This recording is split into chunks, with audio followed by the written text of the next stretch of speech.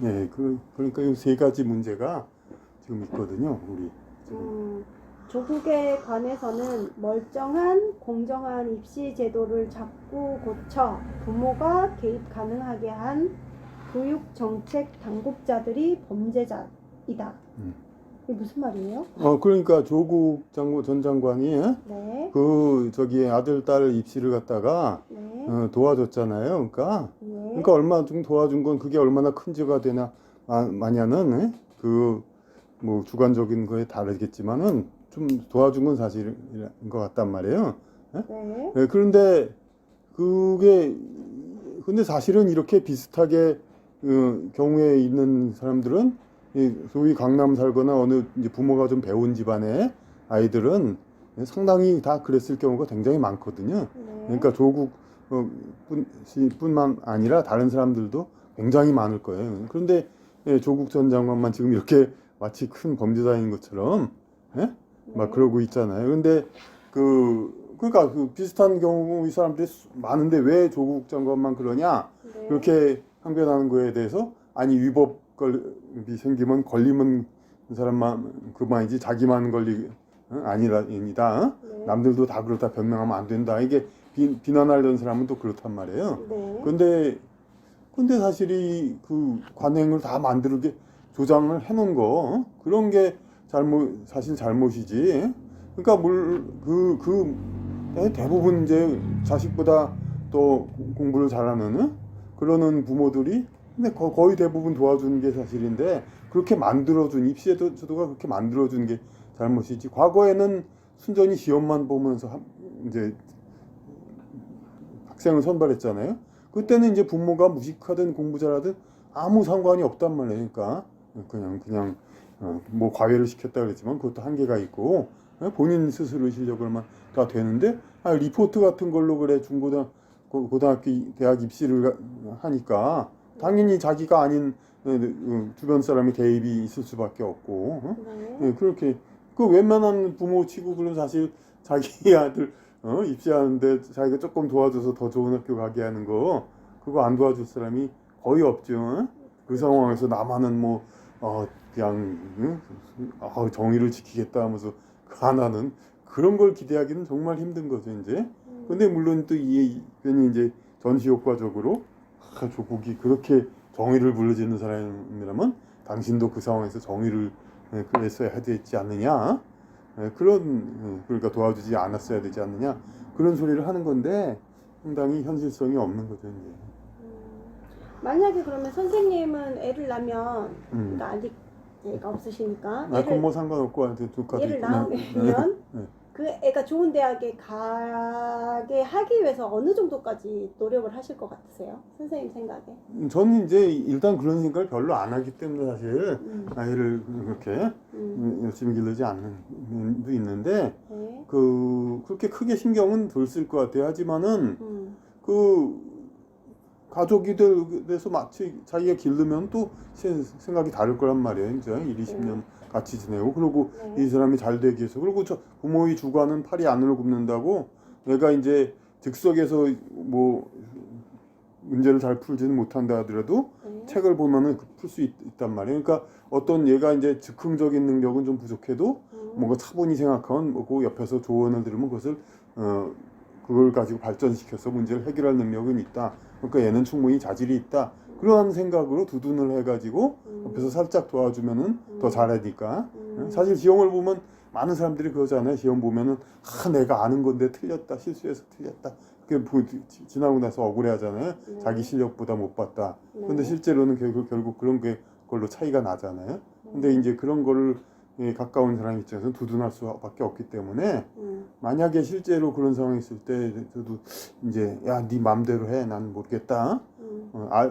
실제로 알면서도 이제 마치 그냥 제가 옛날에 대학교 때 시험을 보다가 제 시간에 시험을 못 봤어요.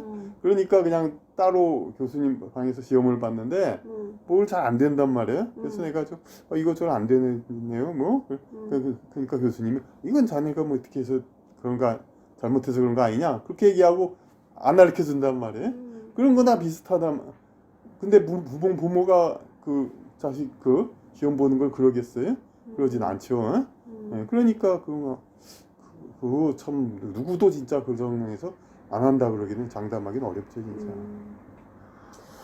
그렇죠. 우리나라의 현실에서는 어쨌든 좋은 대학 나오고 좋은 직장 가지면 아니 그건 어느 나라도 마찬가지고 그거 자체를 오히려 그런 걸 안 하려는 사람들이 더 문제죠. 왜냐하면 자기 실력보다 그럼 그거 아니고 뭘로 사람들 평가하냐면 결국은 부모 능력 뭐 그런 걸로 평가하잖아요. 대학이 다 평준화된다면은 너 다 똑같은데 얘네들을 누굴 더 우선하게 보냐? 그럼 부모가 잘 나서주고 그런데 그러니까 그런 걸 막기 위해서 옛날에 과거 제도도 있었지만 다 이제 집안에서 빽이 있고 그런데 그걸 막기 위해서 해방 후 그때 완전히 그냥 100% 공정한 순전히 시험만으로 보고 그런 제도를 만들었는데 이제 대한민국 사회가 정착되면서 점차 이렇게 그냥 그 상류층이 된 사람들이 신분 세습을 위해서 이렇게 은근히 자꾸 바꾸는 거죠. 자꾸 성적 만능주의, 시험 입시 위주 교육 잘못됐다, 뭐죠? 아 그럼 학교가 공부하는 데지 그럼 뭐 하는 건데, 그러니까 그런 식으로 그냥 뭐 하든 가만히 있어도 사람을 현혹시키거든요. 행복은 성적 순위 아니냐 뭐 그런 얘기도 나오고 막. 근데 우리나라가 일단은 신분 세습이라는 게 존재하는 나라잖아요. 왜냐면 의사는 자기 자식이 의사 되기를 원하고 검사는 자기 자식이 검사 되기를 원하고 그런 게 있잖아요. 그게 바로 신분 세습의 그런 하나의 표현인데 그게 어떤 비난을 받을 일은 아니잖아요, 우리나라에서는. 근데 사실은 그러니까 공부하는 부모 밑에서 공부하는 자식이 태어나고 이러면 참 좋은데 공부하는 사람인데 자식은 공부를 안 할 수도 있잖아요. 그런 거 많죠.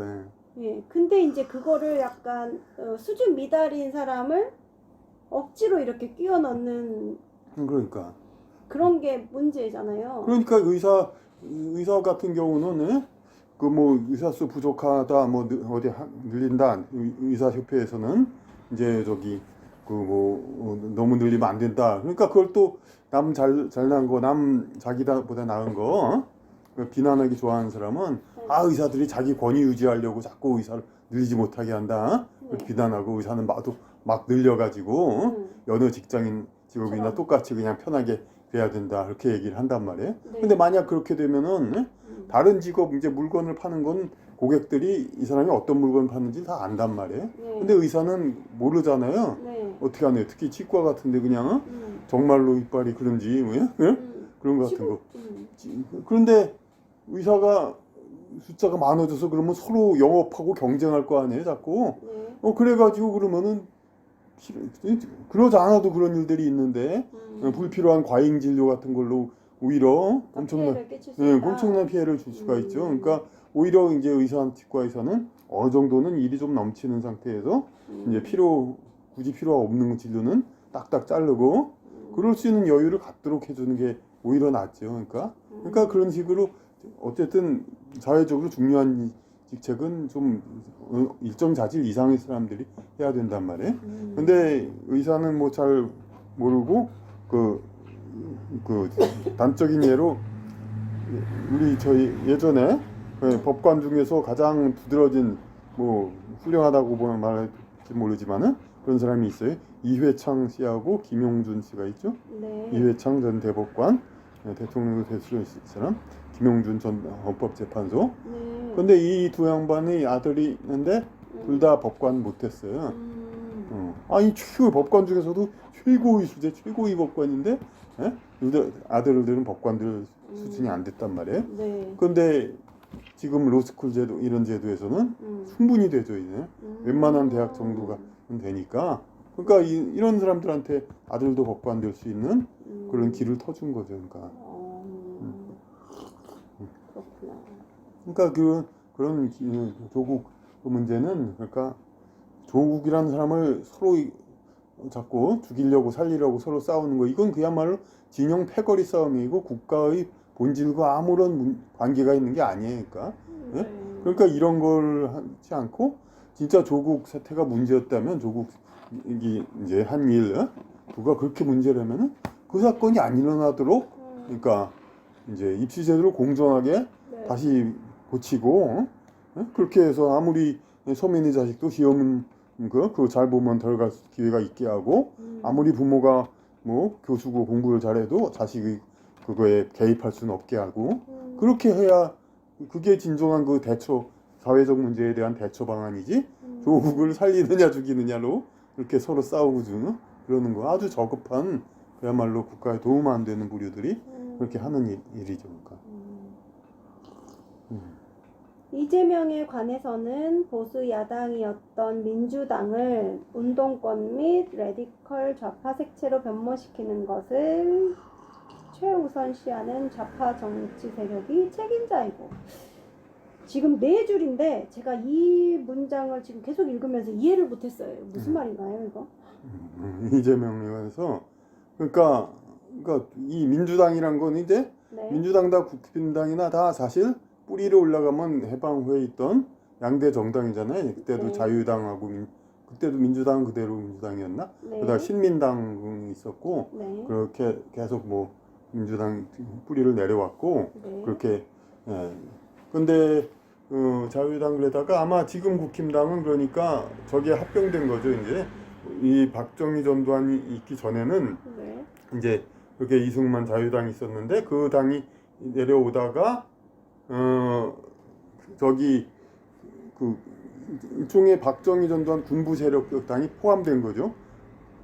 그 세계를 그 경북 세력들이 플러스 돼 가지고 전통 이제 보수야 정당에다가 더해져서 노무현 때 노무현이래 노태우 전 대통령 때 그러니까 3당 합당이 됐잖아요. 그래서 군사정부 후예하고 이승만 정부 후예하고 합당한 것이 바로 지금 국힘당이에요.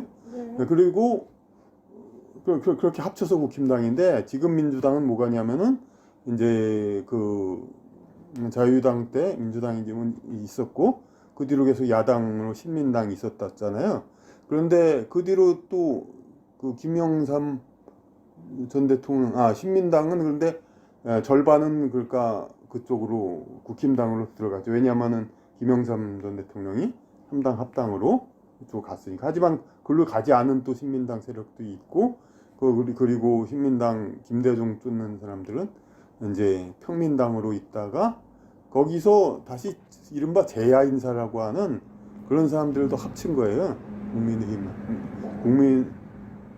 새정치 국민회의가 그래가지고 그 재야 세력인데 말이 좋아 재야 세력이지 좀 더 좌파적인 사람들이거든요. 그러니까 그런 사람들이 합쳐가지고 이제 신민당이 된 거고 새정치 국민회의 그러다가 지금 민주당이 된 거란 말이에요. 네. 근데 민주당이 그러니까 어쨌든 아무리 상대적 진보를 해도 우리나라 국가 자체가 이제 보수적인 국가이고 반공 국가잖아요.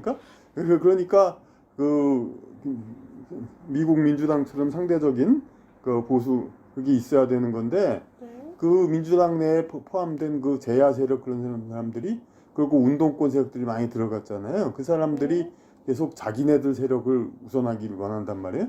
그리고 뭐 그 우파인지 뭐지 어쨌든 그런 사람들이 보는 관점에서는 뭐 북한의 사주를 받았다 뭐 그런 얘기도 있는데 하여튼 그 지금은 그러니까 옛날에는 좀 얼마 전까지만 해도 민주당 있고 그 정의당 진보당 있으면 그쪽이 아주 더 강한 진보 정당이 있고 민주당은 중간에 서는 걸로 생각했잖아요. 근데 지금 정의당 다 몰락했잖아요. 네. 왜냐하면은 걔네들하고 똑같은 거를 민주당이 지금 하고 있거든요. 지금. 그리고 민주당 내의 그 세력들이 그 정의당이나 진보당하고 색깔이 차이가 있는 게 아니라 자기들이 더 기회가 있으니까 더 온 거예요. 그러니까 똑같은 생각을 갖고 있어도 능력이 있으면 큰 회사 인류학교 들어오듯이 똑같은 진보당 뭐 정의당 들어갈 만한 생각을 가진 사람도 자기가 능력 있고 백이 있으면 민주당에 들어온단 말이에요. 그 사람들이 근데 권력을 잡는 걸 제일 중요시해요. 그래서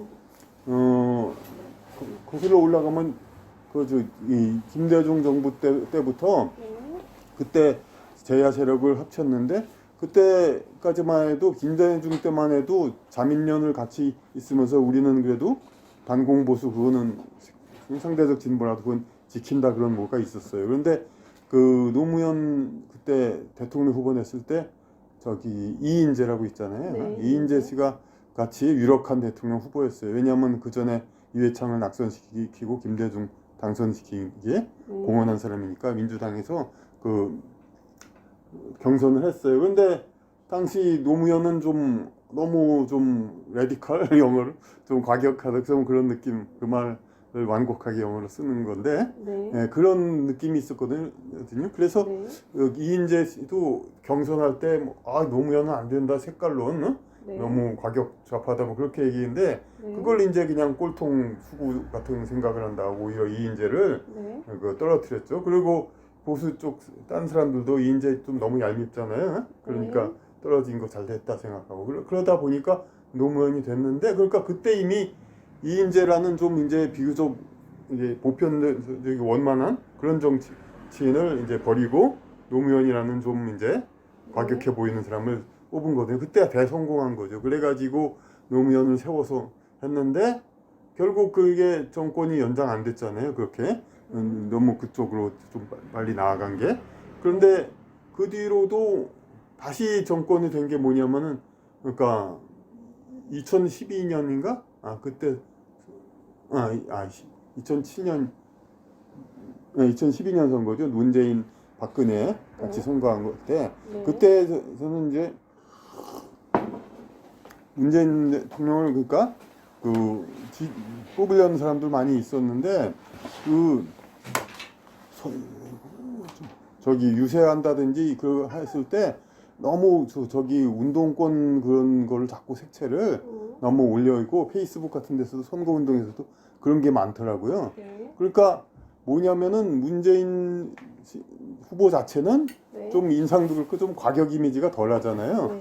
그런데 그걸 색채를 자꾸 이렇게 바꾸려는 거죠. 이제 그 당선되는 것보다도 그 정치의 그 색채 그거를 더 중시 여겼기 때문에 그렇기 때문에 결국 낙선한 거죠. 그때도 저는 오히려 상대적으로 박근혜 대통령이 좀 문제있다 생각해서 후보가 오히려 문재인 쪽을 지지했었거든요. 근데 그랬는데 이게 돌아가는 게 너무 이제 온건한 그런 정치가 아니라 운동권 색채로 전부 당을 장악하려고 한단 말이에요. 그러니까 그 선거 운동하면서도 그런 느낌이 역력했어요. 그러니까 불필요하게 자꾸 그런 과격한 구호 그런 것들 많이 오고 민생 문제는 둘째치고 그러다 보니까 이제 선거 결국 낙선해가지고 됐는데 그러다가 이제 결국 그 탄핵이니 그런 요행으로 다시 됐는데 그 이번에도 또 그렇잖아요. 이 민주당에서 저는 몰라요. 그 김경수, 안희정 이 사람들이 이재명 씨도 이제 죄가 있느냐 없느냐 논쟁이 많지만 김경수, 안희정 이 사람들이 난 이재명보다 더 큰 죄 졌다고나 생각이 잘 되지 않아요. 그러니까 이 사람 인간성이 이재명보다 못하거나. 근데 어쨌든 간에 떨려놨잖아요. 그러니까 다 유력한 사람들인데. 그리고 이낙연 씨는 뭐 죄를 그 법으로 그런 건 아니지만은 상당히 유력하고 이런 뭐는 무난하단 말이에요. 그러니까 그리고 호남 출신이지만서도 이제 점잖고 이제 여러 가지로 그 옛날에 열린우리당 노무현이 이렇게 빠져나갔을 때 나가지 않았어요. 그러니까 그야말로 제가 생각하는 정통 보수야당 그런 거과 비슷한 성향이었죠. 그런데 저기 이상하게 그냥 갑자기 막 지지율이 뭐 떨어졌다는 둥 그러면서 이게 밀려나 버렸잖아요. 그러니까 그 애초부터 이재명 말고는 대안이 없었던 거예요. 그러니까 이재명은 살아온 과정이 좀 거칠어 보이고 뭔가 과격해 보이고 노무현의 이미지하고 비슷했잖아요. 대학은 나왔지만 상당히 좀 이제 그 집안의 문양 문제도 있고 가족의 살인범도 있고 별의별 문제 있는데 오히려 그런 게 더 과격하고 좀 사회 언더독 밑바닥 좀 이 세상을 좀 뒤집는 좌파 그런 혁명적인 그런 잠재력이 더 있어 보이잖아요. 그러니까 이재명 말고는 대안이 없이 생각하는 게 민주당이. 그러니까 이재명이 다른 사람보다 저는 뭐 꼭 죄가 크게 있다 뭐 이렇게 잡아떼고 그러지는 않겠어요. 근데 다른 여러 가지 민주당 출신 지도자보다 뚜렷이 나은 게 아닌데 왜 이재명밖에 없어서 그렇게 그러니까 붙잡고 늘어지는가? 이런 게 정말 문제라고 봐요. 그러니까 좀 이해되겠어요? 그러니까 왜 굳이 이재명만 붙고 늘어지냐? 그 사람밖에. 근데 저는 이재명을 좋아하는데.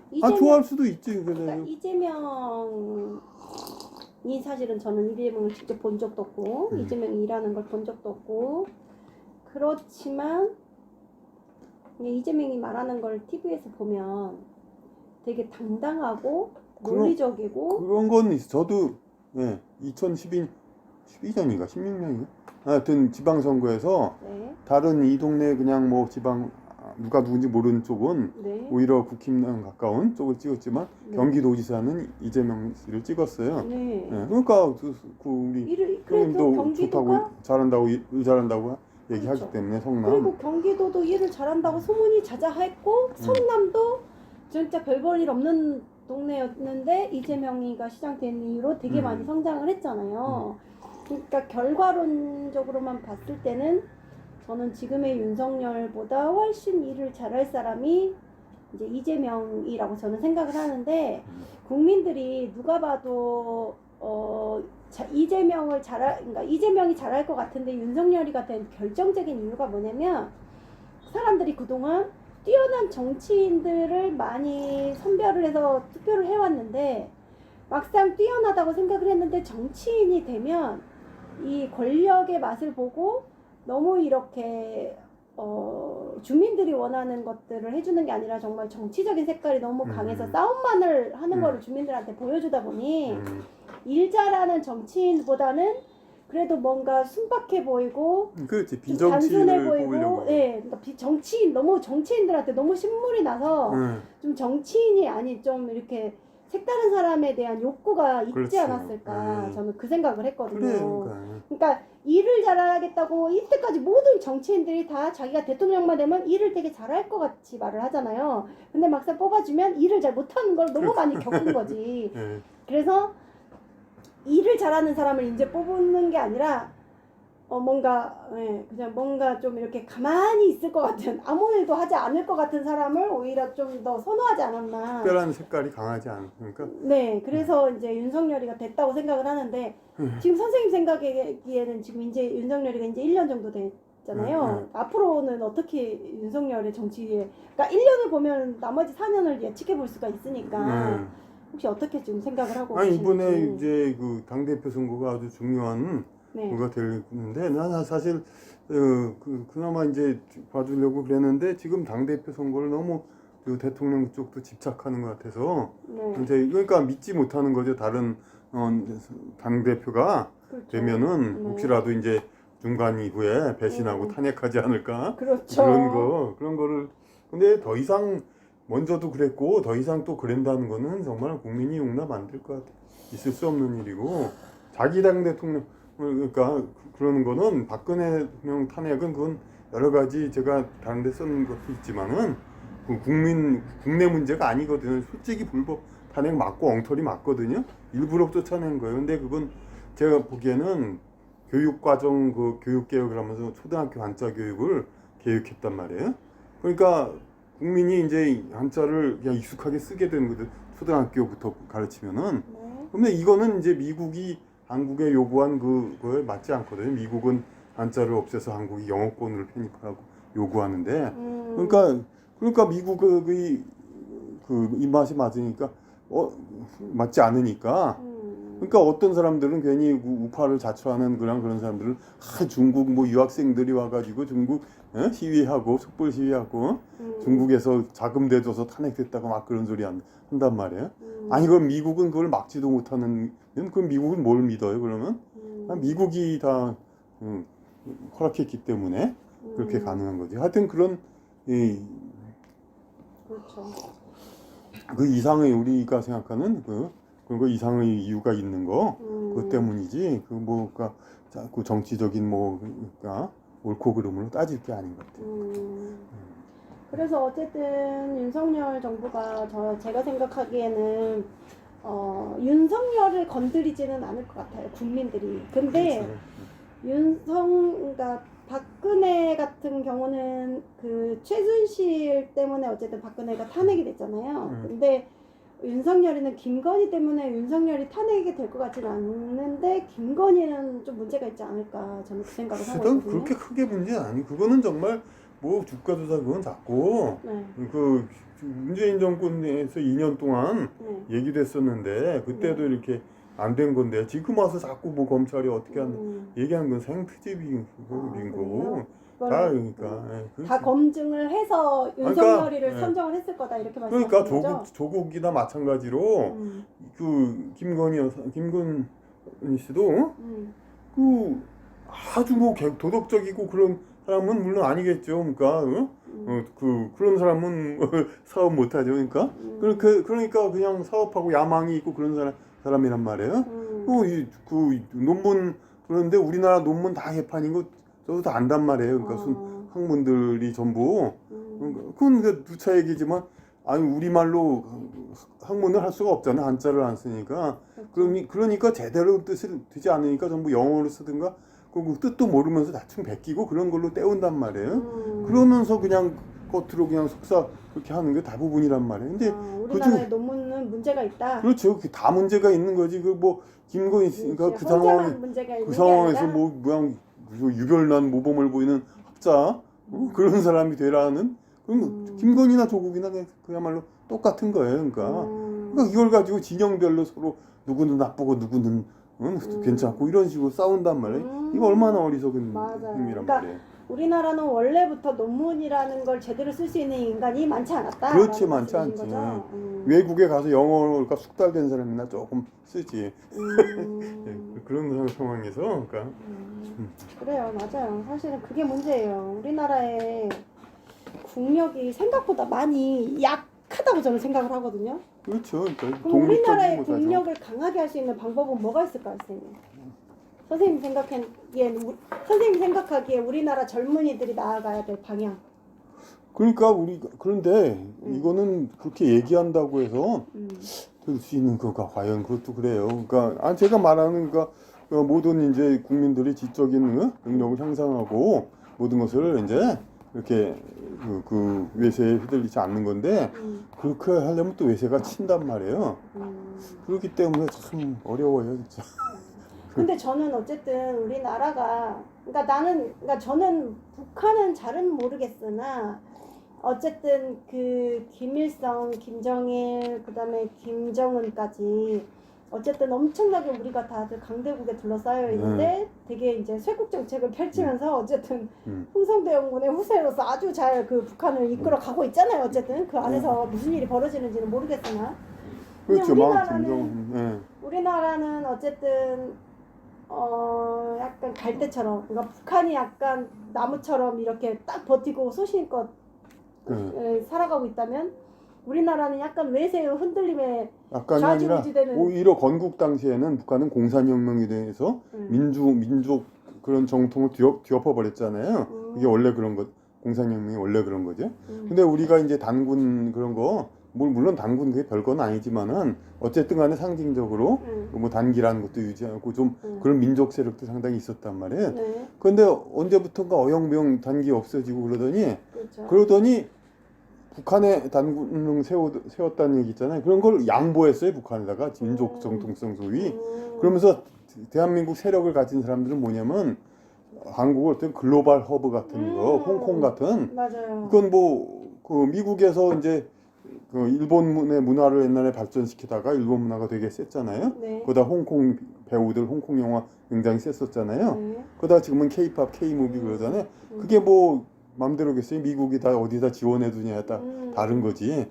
그래서 지금은 이제 홍콩은 중국에 넘어갔고 일본은 이제 믿을 수가 없고, 그러니까 왜냐하면 일본은 자기 고유 문화를 지키고 있잖아요. 그러니까 믿을 수가 없고, 그러니까 홍콩은 중국에 넘어갔고 하니까 한국을 이제 글로벌 허브로 만들려는 것이 미국의 큰 그림인 것 같다. 그러니까 왜냐하면 미국이 노골적으로 압력을 안 하더라도 그걸 따르는 사람한테 각종 혜택이 주어지니까 그러니까 자꾸 그냥 상류층은 자꾸 그렇게 처신한단 말이에요. 그러니까 이제 미국 그런 쪽으로 편향으로.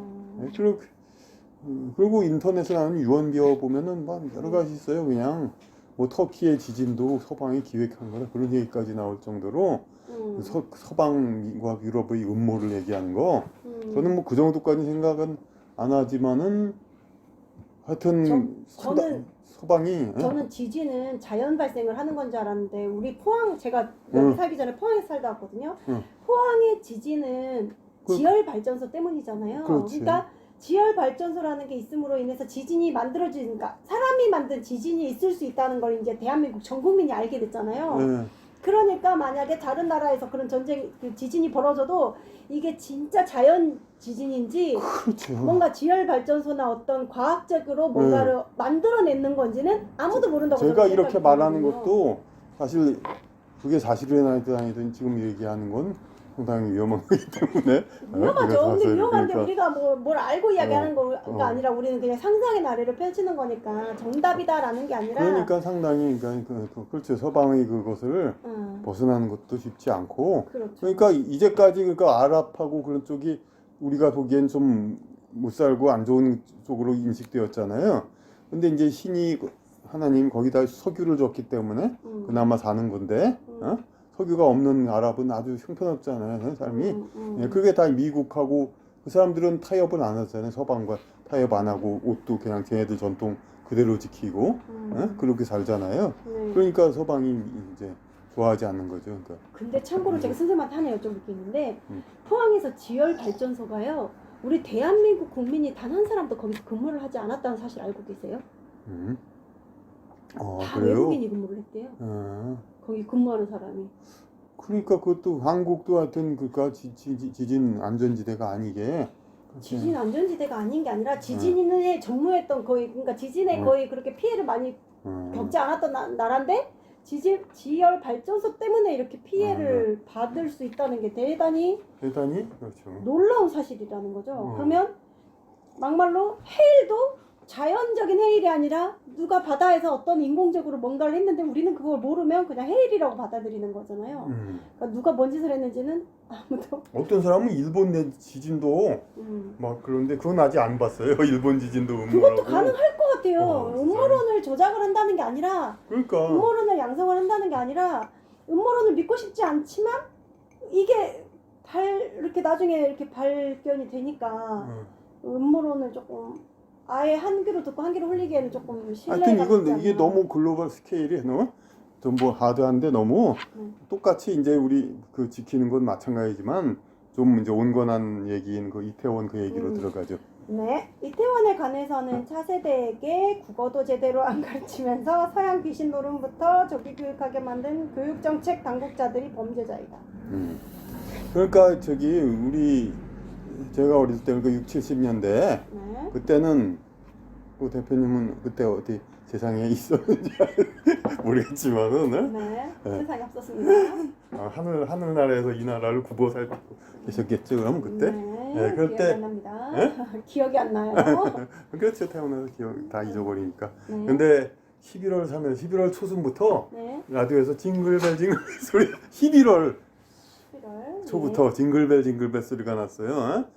그러면서 그냥 거리에서 온통 크리스마스 그래가지고 그렇죠. 크리스마스 날 당일에는 그냥 온통 축제 그냥 통행금 해제 옛날엔 통금 있었잖아요. 통행금지 근데 크리스마스 날은 통금 해제 1월 하고 그날은 그러니까 특별히 즐기는 날로 아예 특별히 권장이 된 거죠. 그렇죠. 그것도 어떻게 보면 서양의 문화인 거잖아. 종교 기독교 자체가. 그러니까 그러니까 기독교 단체로서 그 우리 고유의 노는 풍습을 이제 좀 변화시켜 가지고 이제 크리스마스 서양식의 노는 문화를 이 땅에 정착시키려는 하는 거잖아요. 그래서 이렇게 한 거란 말이에요. 그런데 국내 세력이 자꾸 이렇게 비난을 한다면 교회도 신자도 아니면서 크리스마스만 노는 거 보고 그냥 막 흉본단 말이에요. 욕하고.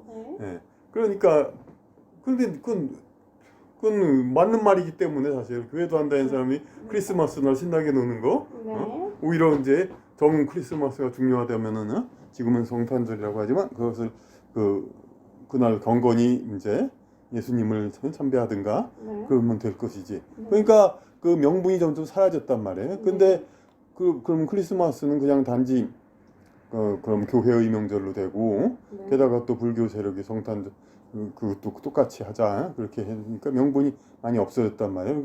그리고 설날도 신정으로 바꾸려고 했었는데 참 구정으로 자꾸 지금 정착이 되고 이건 오히려 이제 국민 여론 때문에 안 된다. 결국은 서양식으로 바꾸는.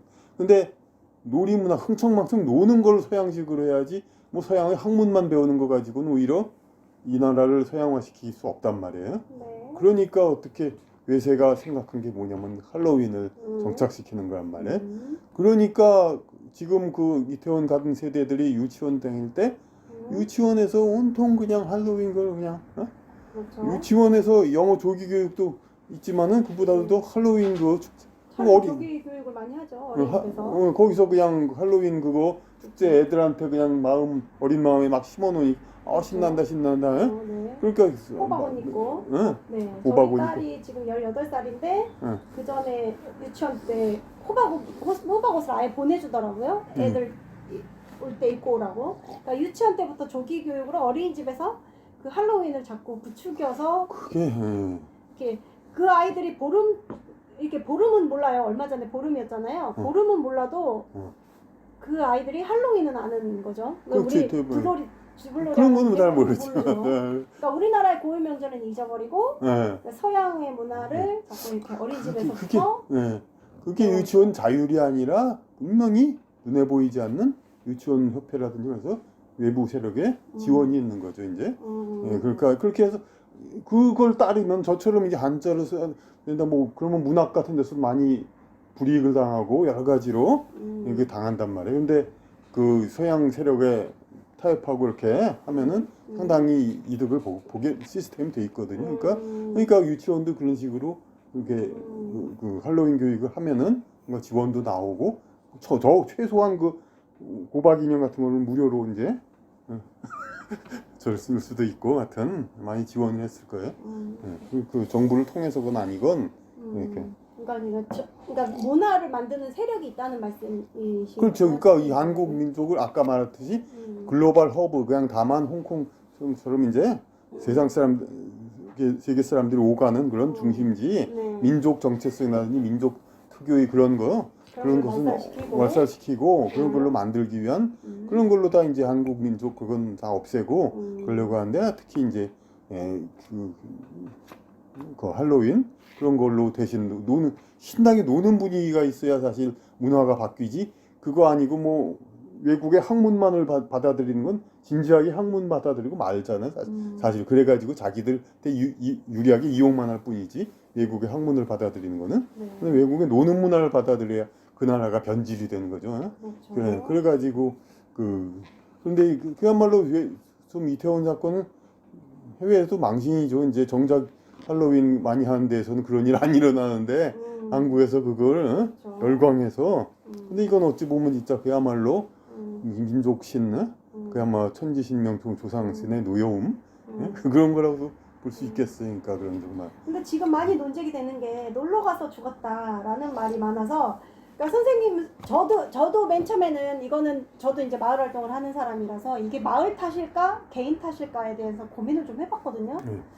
근데 저는 일단은 좀 이태원 희생자들한테 미안한 이야기긴 하지만 솔직히 거기는 자기가 그렇게 사람 많은 곳에 자기가 제 발로 걸어 들어갔고 거기를 걸어 들어가느냐 아니냐는 본인이 판단할 수 있었어야 된다고 생각하거든요. 어른이라면.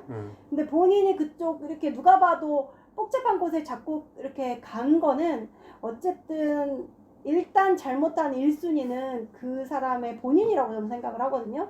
근데 그걸 자꾸 나라에서 뭔가 크게 잘못해서 나라가 뭔가 대책을 미리 안 세웠기 때문에 우리 아이가 죽은 거다라는 논리는 저는 맞지 않다고 생각을 하는데. 그렇죠. 이제 근데 그런 나라가 이제 그까지 다 한다면은 사람 모일 때마다 그럼요. 경찰이 항상 나타나고. 그래서 지금 나는 이 이태원 사건 때문에 지금 어마어마한 경찰 행정력이 낭비가 되고 있는 거를 마을에서 느끼고 있거든요. 그렇죠. 웬만한 데다 경찰이 나타나고. 그러니까 예전에는 그냥 산에 우리 동네 산에 해돋이 보러 간다 그러면 그냥 주민들이 이렇게 올라갔지 경찰들이 출동하지는 않았단 말이에요. 네. 근데 지금은 어떤 행사다 그러면 모든 행정 인력이 다 동원을 해서 출동을 한단 말이에요.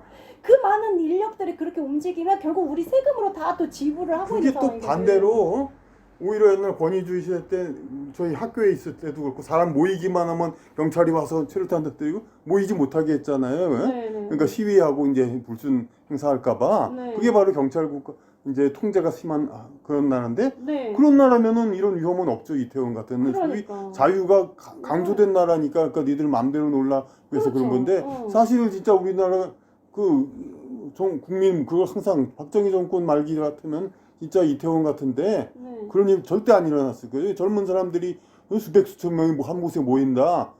당연히 경계하죠, 그냥.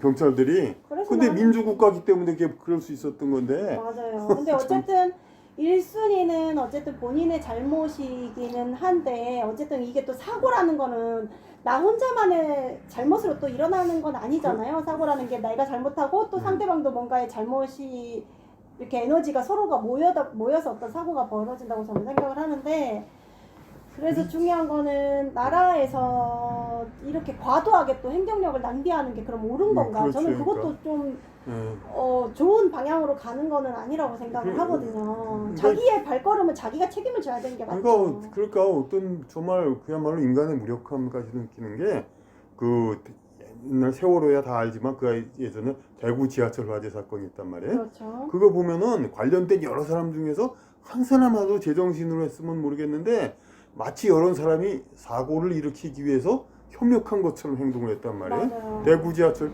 먼저 이렇게 온 지하철보다 건너편에서 온 차에서 더 많이 죽었고. 죽었단 말이에요. 그렇죠. 하필이면 거기서 쓰고 하필이면 거기서 또 기관차가 도망했어. 그러니까. 그게 이상한 거란 말이에요. 근데 그러니까요. 그 사람이 정말로 일부러 약속을 해서 마치, 그랬냐? 마치 그건 또 아닐 거란 말이에요. 같이 짠 것처럼 누가 네. 그렇게 일이 그러니까 그래. 그걸 사고라고 하잖아요. 정신이 몽롱한 상태에서 그러니까 더 큰 마귀라고 부를까 어쨌든 큰 저주신이 맞아요. 왕림해서 그러니까. 사람들의 생각을 몽롱하게 만들어서 그러니까. 그 지시하게 만드는 거예요. 그러니까 맞아요. 사람들 정신력이 참 중요한 거고 그런. 그런데 그게 세월호도 마찬가지고 그 중간에 한 사람만 잘했어도 되는데. 그렇죠. 중간에 그 끈만 끊어냈어도 누군가가. 이태원에서도 그렇고 하여튼. 근데 이태원은 어쨌든 저는 거기 가서 그 자리에 서 있었던 사람들이 일단 제일 먼저 잘못을 한 게 맞다고 생각을 해요. 맞아요. 그러니까 왜냐하면은 다른 사람들도 그냥 무조건 뭐 놀러가 무슨 죄다 그런 뭘 그러냐 그게 아니라 그러니까 물론 그런 사람 중에는 세월호도 마찬가지로 비난하는 사람도 있는데 이제 차분히 보는 사람은 세월호는 어차피 배 위에 있으니까 괜히 노력해도 어떻게 할 수가 없는 거예요. 그러니까 그러니까 그거는 그걸 구조를 했어야 되는데 당연히 제대로 못한 건 사실 국가 책임 상당히 있는 거라면 저도 처음에 방송 나올 때 야 저걸 뭐 그냥 쇠를 뚫고라도 어떻게 하지 왜 저렇게 그러냐 이상하게 그냥 안 하고 있단 말이에요. 그리고 대구 지하철 같은 것도 이제 지하니까 어떻게 할 수가 없고. 그렇죠. 근데 이거는 그야말로 이태원은 그게 아니었다고 저는 생각을 해서. 근데 어쨌든지 간에 저도 오히려 재미있는 걸 발견했어요. 2016년 말에 그 박근혜 탄핵 그런 거 그 반대 시위 있었단 말이에요.